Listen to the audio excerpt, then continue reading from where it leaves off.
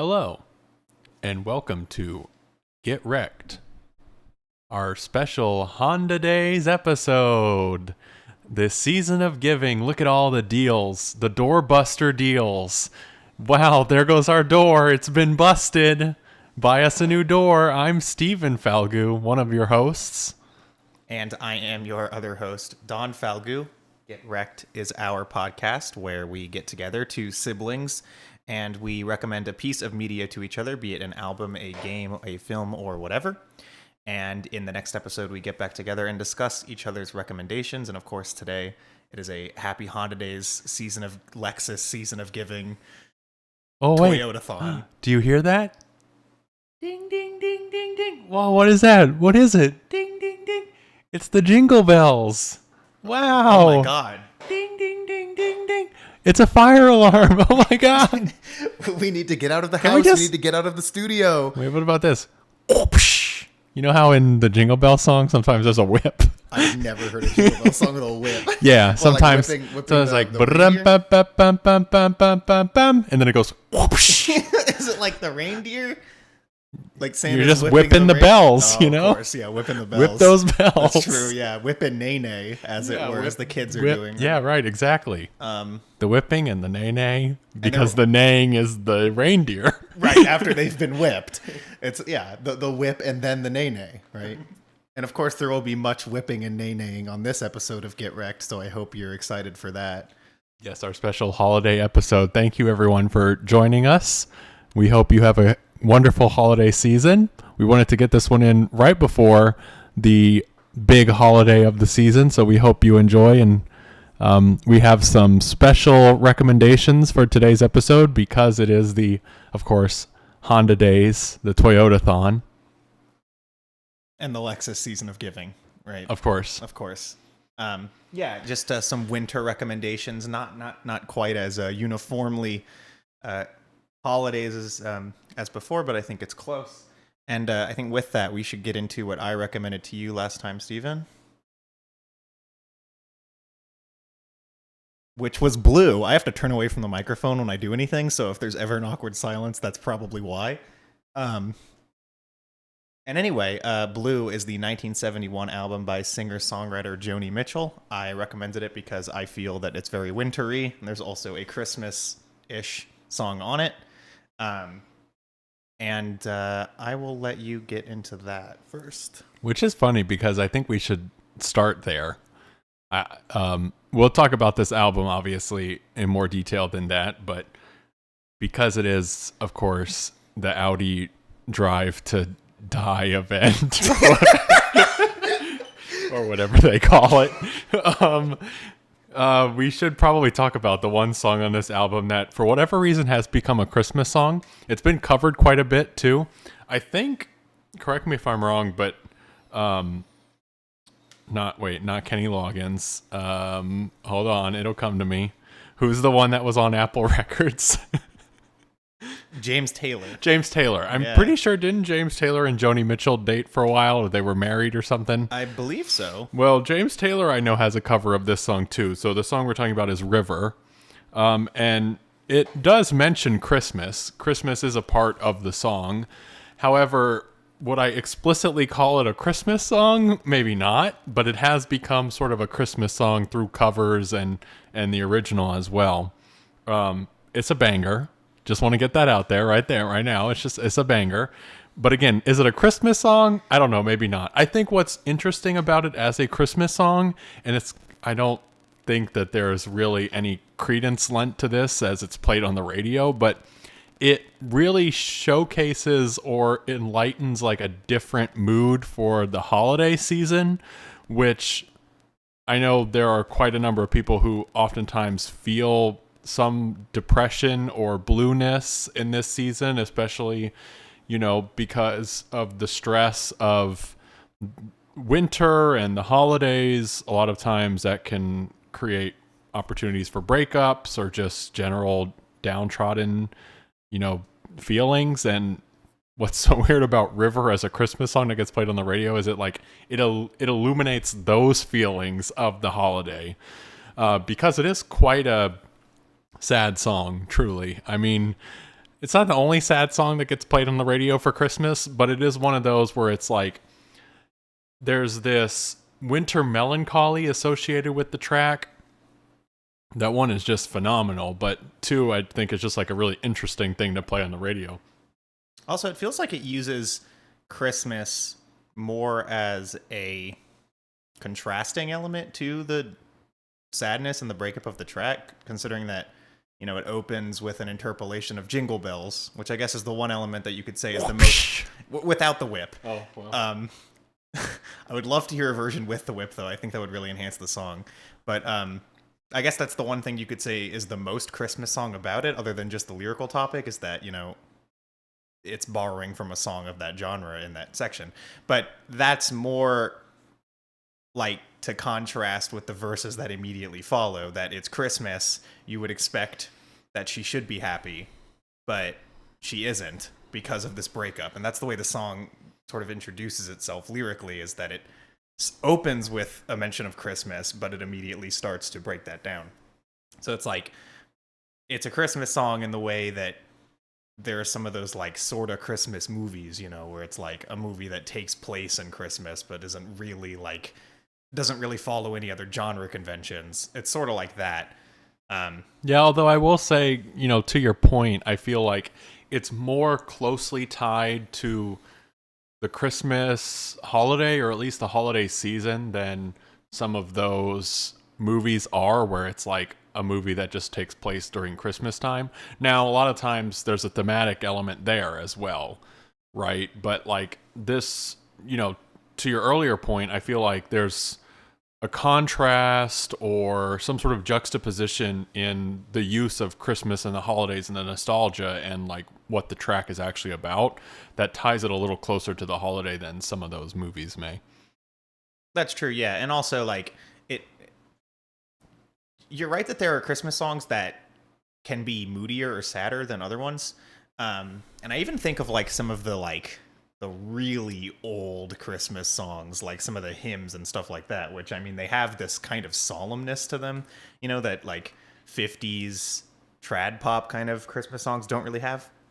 But this is just on a whole nother level, because I don't feel like this is just the saddest Christmas song. This is like one of the saddest songs like that you ever hear. And it's like, but I think moving on from that, you know, the song maybe the only Christmas song here, but I think its inclusion in the album is very deliberate, because I think a lot of the mood and imagery that she brings up on this album is like very wintry, you know, maybe not like explicitly Christmas, but this is like a winter depression album. It's not just like an album about her being sad. It's like, you know, it has that chilly, cold kind of feel throughout. And of course she mentions things related to winter, like on Little Green and stuff like that.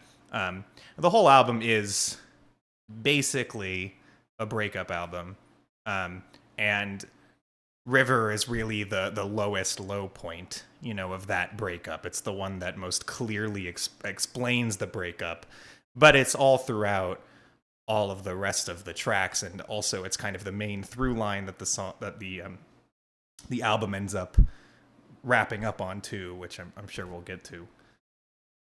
Yeah, and I think that's a perfect segue. It's like this track is a microcosm for really what I feel like this entire album does so well, and generally what Joni Mitchell does so well in her entire career.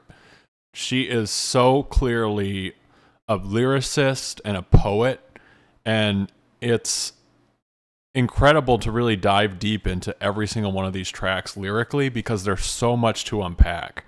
I mean, line by line, there are little poetic moments or pieces that you can kind of digest, and River has that as well, just like thinking about like the metaphor of having a river that you could just skate away on, like, you know, an infinite river that you could just take your emotions out of, because you can just go forever, basically. Like, those moments appear all throughout this track list, and it's really beautiful.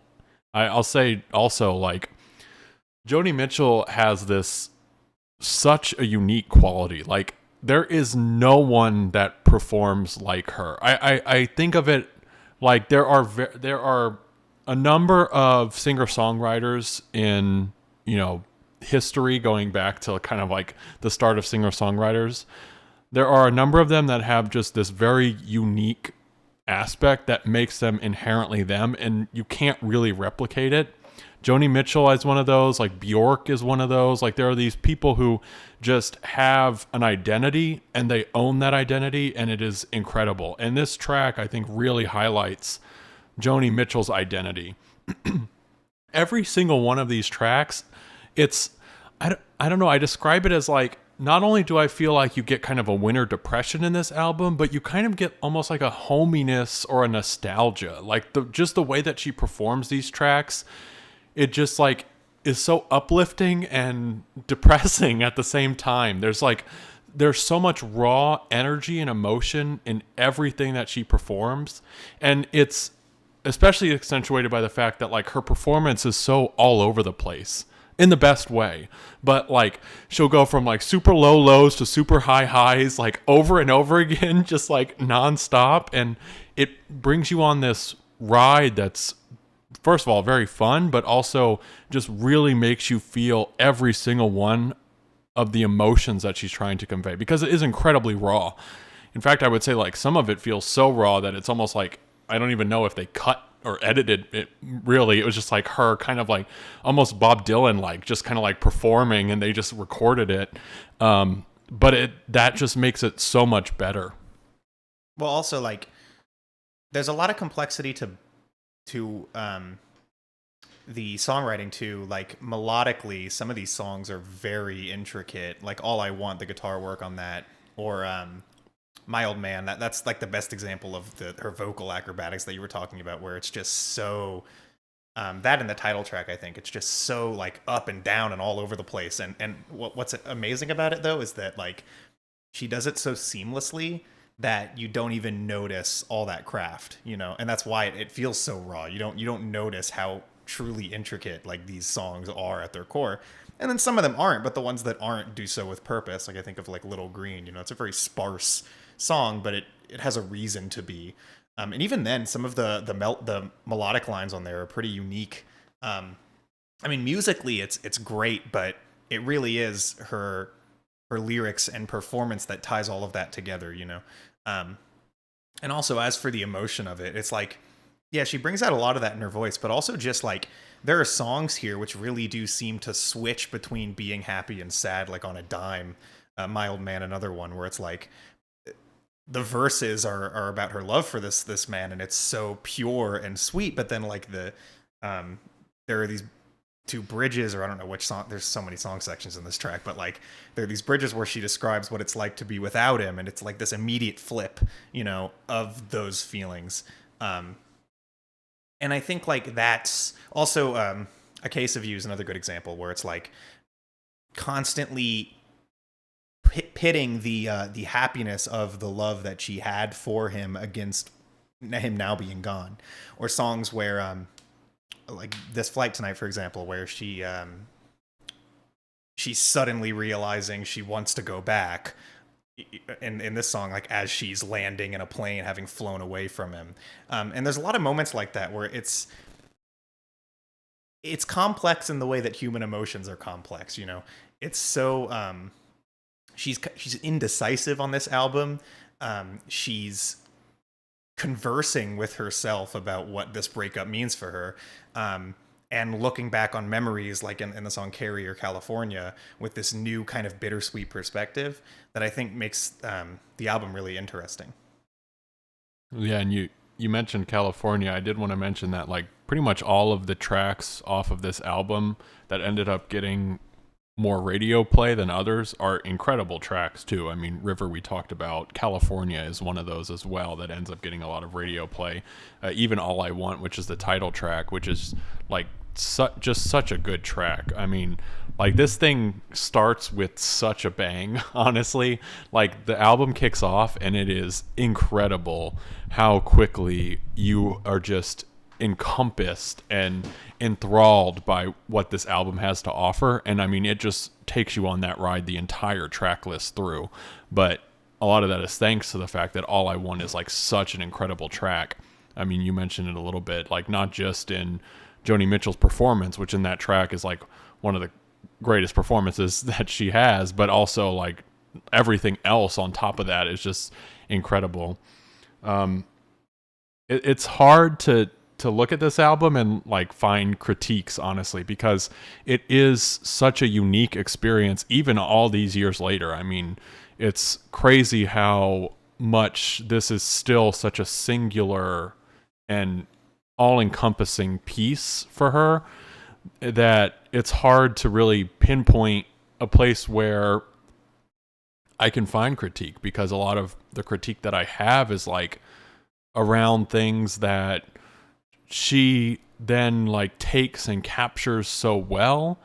Like I mentioned, like some of it feels so raw to the point where it almost is like, was this even cut or edited? But I don't find that as a critique. I find that as like a piece of joy in this album. Like so much of that where it might feel, I don't know if unpolished is the right word. It's like it's unpolished in a way that is so particular and enthralling that even those moments are really great. Well, it's personable, I think. It's intimate. It captures the feeling that she's going for, and I think the fact that it being raw enhances it a lot, because you can hear a lot of songs about these topics and they just feel like songs. But I think that Joni really gets you in her headspace in this album. It just feels very, very real.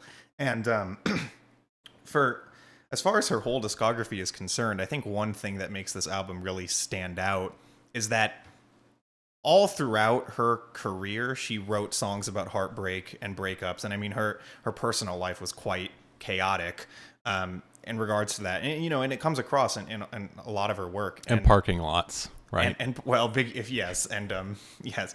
Well, but those themes come together on this album in, I think, the most real and the most succinct way. And like, I think the closing track is the perfect example, because the closing track, she breaks down all of the things that she talks about in a lot of her songs in like such a, she breaks it down to like its smallest levels by revealing two different perspectives on love that she and this other man who she used to know have, where they're conversing with each other about like, love and heartbreak, and he thinks that it isn't real and she thinks that it is, and she reveals his lifestyle, which is, a man settling down with somebody he doesn't really love and care about, so of course he would think that, right? But you get the impression at the end of the song that she also is just really desperately trying to hold on to something that she's not even really sure about either.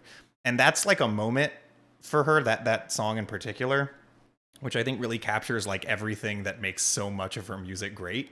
Like, what's amazing about her lyrics is that they can be so poetic and so like verbose, but at the same time so readable. Like she's not distant, she's not difficult to get through. She isn't like, a contemporary like Bob Dylan, who, in order to understand some of his songs, you have to like really, really read into the lyrics and understand all of the allegories and references to other things. She doesn't write like that. Like her writing is amazing, but it's conversational and it's understandable to like anybody. You just get what she's talking about.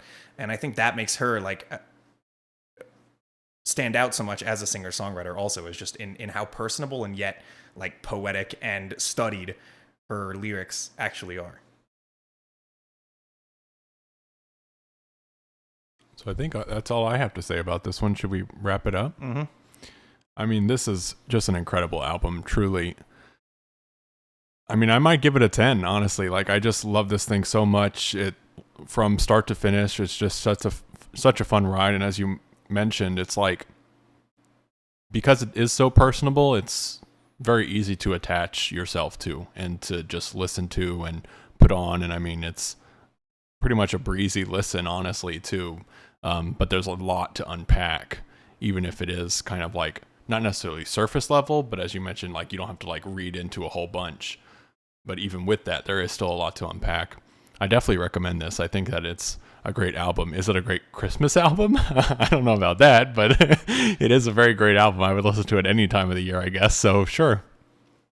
Yeah, I would also give it a 10. This album's really, really touched me these last two winter seasons. And it's not that it's a good Christmas album, because I first of all, it's probably not a good idea to put yourself in her headspace on Christmas Day or whatever, but as like a winter album, if these are the feelings you find yourself feeling in winter, as Stephen was talking about early on, like this is such a perfect companion piece to that kind of feeling. And I really do think, for me anyway, having first heard this album last winter time and really resonating with it, you know, I think that really is the best time to listen to it. If I listen to it any other time of the year, it just makes me think of it being cold outside, and it being cold outside really does like enhance this album genuinely. In the same way that like you wouldn't listen to Christmas songs outside of Christmas. I don't think this is as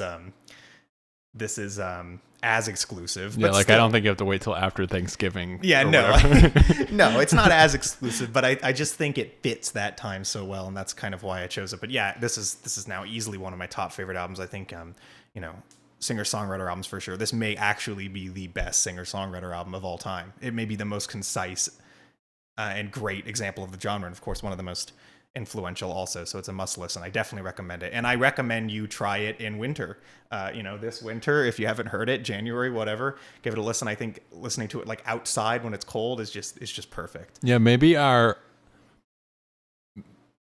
the award that we should denote an album or piece of media during this rec season, the of course Honda Days Toyotathon rec season, is, do we think that it would be played in a Toyota dealership?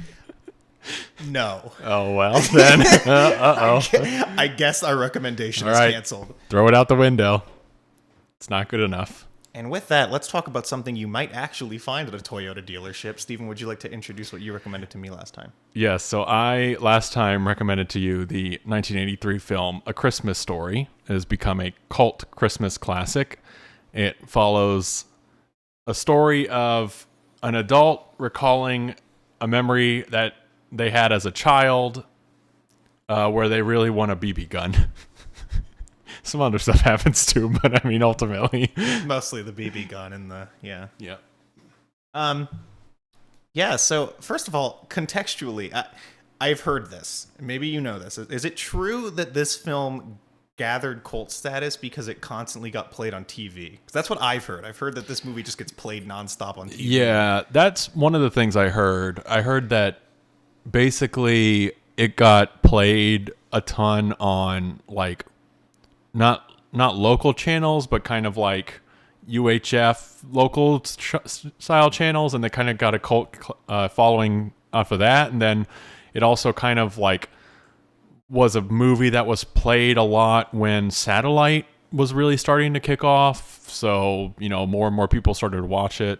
But yeah, I've heard that before. I don't know if it's true or not. Yeah, well, I think it would make sense. It is like a very offbeat Christmas movie, because it follows certain aspects of like the Christmas genre for films. I mean, aside from it obviously taking place during Christmas, but it is about gift giving and like finding a gift for somebody and things like that, but like filtered through this, a person remembering their childhood. It's not a movie about Santa. It's not a movie about like, oh, I don't believe in Santa, and then Santa shows up or whatever, which is like most Christmas movies. Yeah, and it's not even really a movie that has like a Christmas message. No, it isn't. In fact, it's actually rather mean-spirited overall. It's a pretty mean movie in some ways. But yeah, I believe this film is, I don't remember which author exactly, but it's based on memoirs from some author, I think. And I don't know anything else besides that, but the film frames itself in that way. Like you have this narration constantly that's basically like a memoir. I don't know if it's ripped directly from those memoirs or if it was made, whatever, but it makes it feel like that. And you watch the memory unfold. And the movie has a very slice of life quality to it. It is not a movie with big stakes in the slightest. The biggest stake is there's a bully who is a bully sometimes, and the kid wants a gun, like a BB gun. And that's really it. The conflict is like, it's so minute and like situational. The whole point of watching the movie is really just for the kind of silly situations that happen and the funny framing of watching this kind of weird kid. Emphasis on kind of. He's not a very weird kid. He's just mildly, and his family is like pretty normal, but like a slightly quirky thing happens with a risque lamp or whatever. You know, everything's so like minimal in that way. It's honestly a pretty passive movie. But I think like it really is just at the end of the day, it is a comedy movie. It's like one of these cult comedies where it feels like there are scenes that are made so that they can be quoted. And of course this movie is quoted. You know, it's like, and yeah, I mean, I like the movie. I think that it does a good job showing or like representing what it's like to reminisce about Christmas and like your family, that there's this kind of like,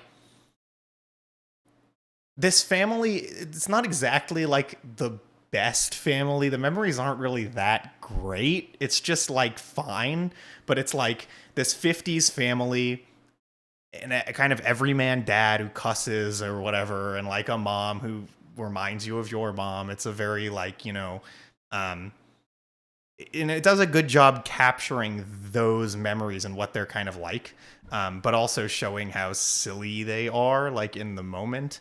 And I'll stop there for now. But yeah, I would, you know, when I think about this movie, I put it in reference or in contrast to some of the other Christmas comedies. So, like, I think like A Christmas Vacation or something like that. Or what right? about Elf? Will Ferrell's Elf Or, starring Will well, Ferrell no, as an no, elf? that's a perfect film. Okay. So we don't put that in the conversation. I wasn't saying it wasn't. I was just bringing it up because I always bring it up. Like, those Christmas comedies, they take Christmas and like push it to its extreme and make a like complete mockery of a lot of events that I feel like are in a lot of ways like too out there, right? Like the situation has been taken and then dragged out to its maximum, and then that's the humor.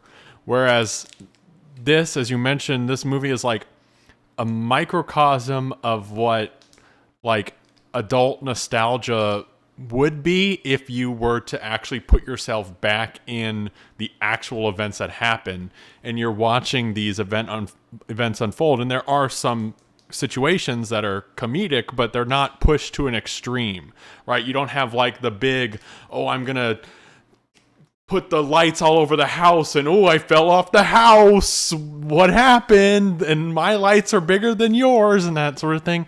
You have like these little moments that are like, that are funny and that, you know, they do have comedic element, but also, you know, you get this contrast of like, okay, if, you know, I have this nostalgia for this event in my past, but then it's like, okay, actually watching that event unfold, it's like, oh, well, actually it kind of all sucked. So I like that element about this movie. It's like a Christmas comedy that it's not just like this extreme, like take every funny Christmas moment and push it to its max, and it's just like a complete mockery of the event. It's like you have all these really funny small moments that are just, you know, human moments, like the leg lamp or like the kid getting his tongue stuck to a pole or whatever. Yeah. The tongue, it's funny because the tongue stuck to the pole might honestly be the most out there thing that happens. Yeah. Or when he shoots his eye out, like everyone told him he would. That's true.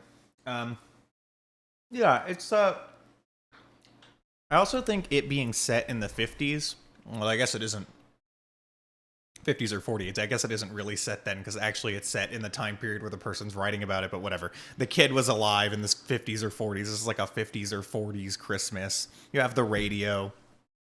I think that kind of helps because you get that, like, you know, a slight twist on the traditional, like, 50s family. Like, you kind of see how goofy it is.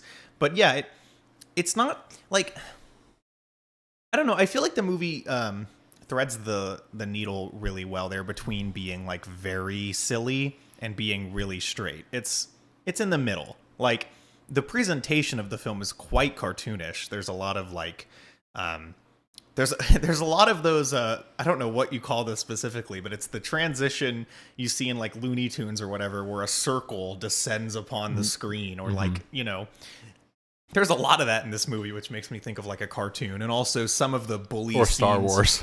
Or Star Wars. Well, Star Wars loves wipes. Okay. But yeah, or like some of the bully scenes, or the stuff with, like, his little brother tied up really tight in a bunch of jackets. Like, that kind of stuff feels kind of cartoonish, but it's still, like, really believable. And it feels like something that actually could happen. It's not, like, amped up to a crazy level of silliness. But, you know, I kind of...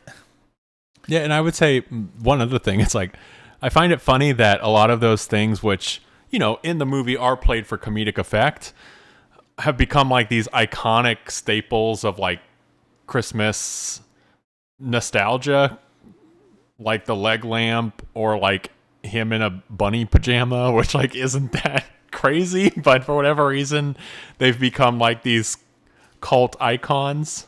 And of course the Santa scene. Right. I feel like that Santa scene was probably the most influential thing in this movie, because I feel like I've seen other Christmas movies that do a really similar joke to that, and I don't know if I can think of any that came before this movie. Like the idea of, like, a pissed off mall Santa or whatever. And, you know, it's funny in the movie. There's lots of funny stuff in the movie. But it's very quaint, and I do like that about it. I think that's also probably where my biggest complaint lies at the same time, because I feel like this movie is maybe kind of lacking in that stuff also, like in some kind of big laugh or something. For me, it doesn't really get that. Like, it's a silly, cute, quaint film, but stylistically it can be a bit boring. Like, even though I feel like they're going for the, you know, slightly sillier angle and stuff, it's like, it's not a very uniquely presented Christmas movie. I think the narration was what they were going for there to give it a bit of its own, like, flair. But the narration sometimes honestly takes away from the movie, and sometimes there are, like, moments in the movie where the narrator will just, like, read something that's being shown to you on the screen, and, like, I get it, but I also wish that the narrator weren't saying it. I believe there's one point where somebody writes "you'll shoot your eye out," like, on a piece of paper, and the camera zooms into it, and then the narrator says it. And it's like, that to me is a little bit, like, a little bit poor. And there's other things like that. Like, I think the one main through line of the film being that the kid wants a BB gun leaves a couple of the other, like, B plots that happen to feel a little bit scattershot at times. Like, there's the stuff with the bully, which ends up becoming kind of a major thing, but it certainly isn't really built up to be that until one particular scene. Like, the movie's slice of life almost to a fault, where things kind of just happen and land where they will, and it makes the entire movie feel a little bit, like, I don't know, a little bit small, like a little bit too small, I guess. Yeah, this is definitely a movie that at most makes you go, huh. Exactly. Yeah. Or whoosh, maybe. It makes me do the whip and the nay-nay. Right, exactly. Yeah, I definitely agree with everything you said. Like, honestly, the plot is not, like, that's period. It is not. There is not one. I mean, there's events that happen, and those events are alluded to multiple times, and then there's a final event, and then that's the movie. The movie's over after that. Yeah, and, like, I think I like slice of life. Like, I actually like that most of the time. I like when things just happen in a character's life or whatever, which is what this movie is. But I guess there's something about it. Maybe it's the fact that it's a comedy and it's not that funny. Like, maybe that's what's making it feel kind of small to me, because I guess like I said, like I kind of wish there were more big laughs in the movie, and I think a lot of it honestly is just that it's so like known about now that I don't know if it's possible to like really find this movie hilarious anymore, because you pretty much know it. Like the first time I saw this movie, I felt like I'd already watched it before. Like it was like, you know, because so many of these things are just super well known, but also like so many Christmas movies that I think of after this, like Christmas comedies or whatever, feel like they just take things from this. And I guess that, you know, speaks to its quality, but it does make it a little bit harder to watch now, maybe. Yeah, I will agree with that. I'll say like Christmas Story now feels like it has this weird place in history where it is something that I think people just kind of watch, but I don't know if anyone really likes it that much anymore. Like, I think people's dads do. It's like a nostalgic Christmas movie, but it doesn't really elicit much emotion, honestly. It just kind of is a film, and it's fun to watch. I mean, you know, I'll go back to it every now and then. Obviously, you went back to it for the podcast. And, you know, every now and then it's like a fun little reminder that, as you mentioned, the Santa scene probably is the standout scene. And when he like he goes down the slide or whatever, and that's pretty funny. And some other things are just really memorable, but like those things are memorable in that it's fun to recall them, but not necessarily memorable in that it's fun to watch the movie again. You'll laugh harder when somebody references one of the right, lines, exactly. if you watch the movie, yeah. It's like Napoleon Dynamite, where it's like Napoleon Dynamite, after a while, didn't become a film anymore. It just became something that people referenced all the time. Mm-hmm. And I don't think anyone's watched Napoleon Dynamite since. There's a lot of like... Or even Austin Powers. I don't think anyone watches Austin Powers anymore. There's a lot of... I feel like that's the trademark of a cult film, though, right? Is always like one of these movies that just people just know in their heads and they reference, and people are like, ha, you referenced that, or what, you know? Yeah. That's always...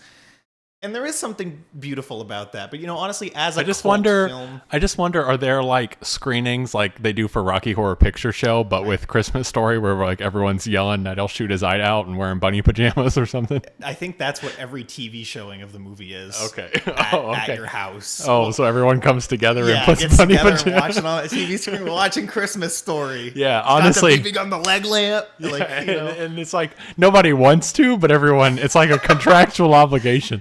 When you sign up for DirecTV, they're like, you have to watch Christmas Story every year. Mm-hmm. And so we all do. Christmas Story marathon, 24 hours, Christmas Story nonstop. No, yeah, I mean, well, I don't want to criticize the film for, I mean, honestly, being influential. I guess what we're talking about is the movie having been influential. And it's like, I'm not going to criticize it for that. I suppose, like, when it comes to cult films, though, like highly referenced movies, I don't even really think this is that great of a film. You know, like, I think it has little hints of greatness in it, and that's kind of all I can say about it. But I do like it, and I'm ready to wrap it up if you are. Yeah.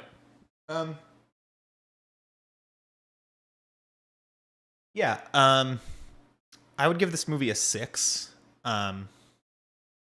Because, I mean, pretty much for the same reason that Steven mentioned, which is that, you know, it's a fun movie when it's on, but it's not necessarily a movie that anybody really wants to watch. They kind of just are forced to by big satellite, you know?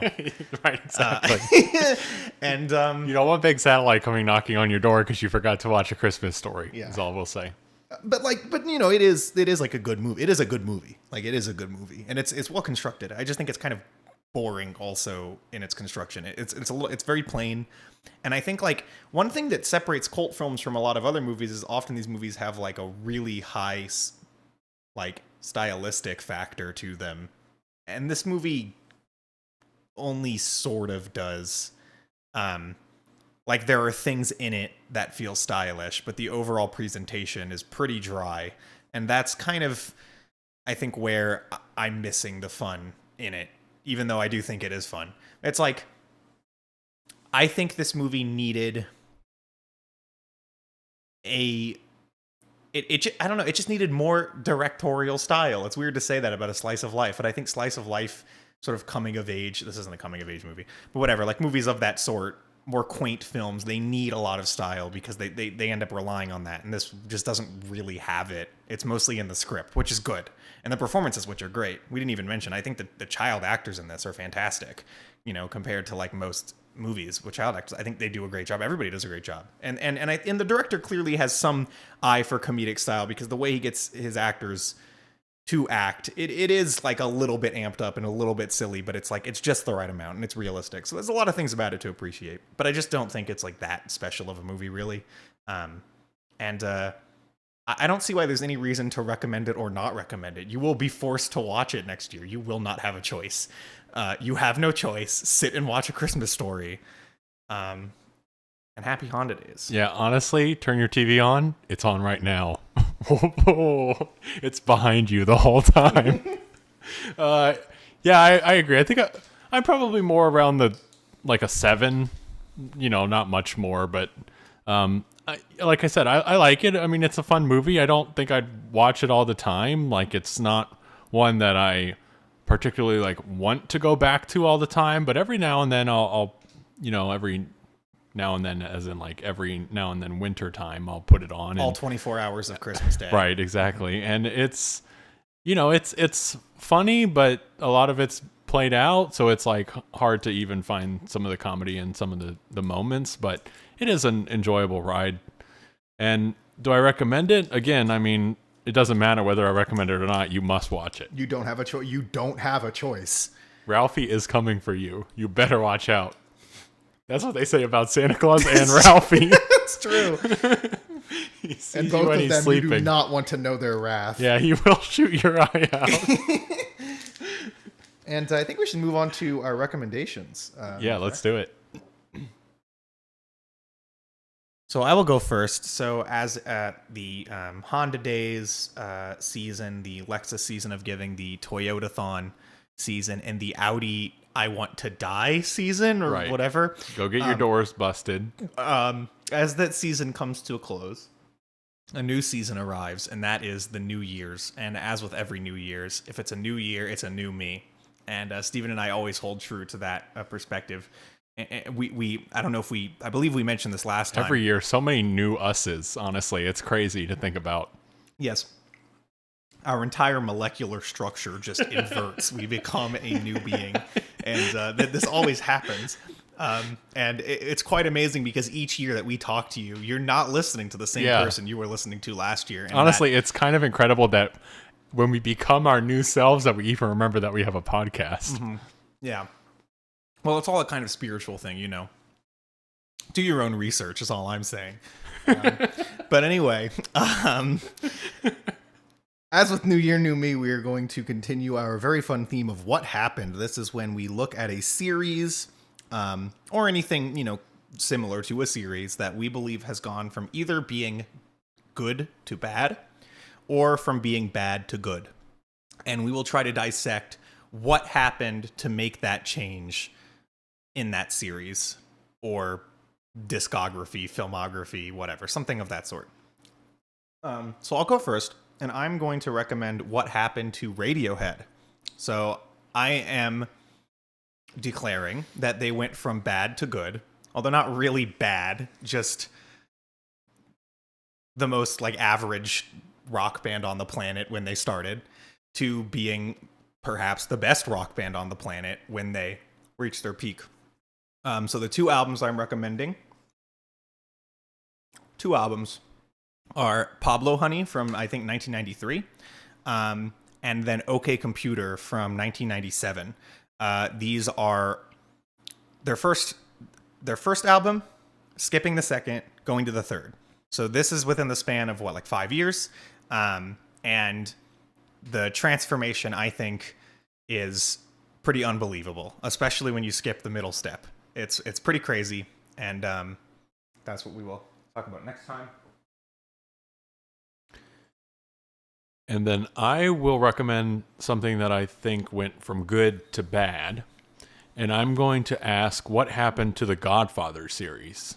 And specifically, I'm going to recommend Godfather 1, just Godfather, and Godfather Part 3. I don't know if we'll change the way we talk about this when we get to the episode, but I'll make sure to watch the trilogy entirely because I feel like I probably should do that anyway. Yeah, although I guess then it becomes a little different because it's then from good to better to bad. Right, sure. But okay, that works too. Mm-hmm. Okay. Yeah, and that pretty much does it for this Honda Days Audi. I don't know. Audi whatever. I hope you all got your cars. Yes. 0% financing. You heard it here first. Yeah. And probably during the commercial break while you were watching Christmas Story. Which you will not stop watching. If you get away from the TV for 1 second when A Christmas Story is on, you know who's coming for you. Yeah, thanks as always for listening. And as I say every time, we are on Castbox and YouTube. So if you're listening to us on YouTube, we are on Castbox as Get Recc'd. You can download Castbox, the Castbox app, and you can listen to us on the go. And if you are listening on Castbox, we actually stream these episodes live to YouTube every time we do them. On the channel Casting 404, you can hop in the live chat, and if you're one of the lucky lottery-winning few, we will maybe give you a shout-out. Yeah, we actually, before the episode, we pull names out of a hat, and if your name gets pulled, then we read your comments. And unfortunately, no one's name got pulled in the last few episodes. Well, you see, the hat is full of every possible combination of letters imaginable. So, right. You need a stroke. Yeah. It's a stroke of God. Yeah, it's just complete hex code all the way down, and you just have to get lucky. Yeah. So have fun with that. I try to get these episodes up on Castbox whenever I can. I don't even know if I got the last one up recently, but anyway. But if you are listening on YouTube, I highly recommend checking us out on Castbox too, taking us on the go. And that's all that I have to say for this holiday season. Yeah, the only other thing I would say is happy holidays, everyone. We hope that you have a great holiday season, whatever that entails for you. And of course, a great new year as well. We'll be back in a few weeks to talk through our New Year, New Me rec. But you will not hear from us before then. So thanks again for listening. As always, it's been a great year for our podcast, and we hope that you enjoy and come back next time. Yeah, it's been a great year this year. Next year is going to be our worst, so get ready. Anyway. Yeah, next year, the New Year, New Me is going to be on our podcast when we went from average to worst. What happened to Get Recc'd? That's our 2023 episode. Yeah, we'll have a really clickbait thumbnail on that one too. We got to get on the clickbait thumbnails. That's the one thing we've really been missing. Yeah, that is true. The faces with the circles and the arrows and definitely. Does Castbox allow for clickbait thumbnails? I think they give me a small square, so if I can find a way, I'll definitely give it a shot. Yeah, just anyway. Your face really blown up. Of course. Small square. Yeah, just mine, because this is my show, okay? Yeah. No, but seriously, thank you, everybody. We really appreciate it, and we will see you next time. And those were our thoughts. Those were our recommendations.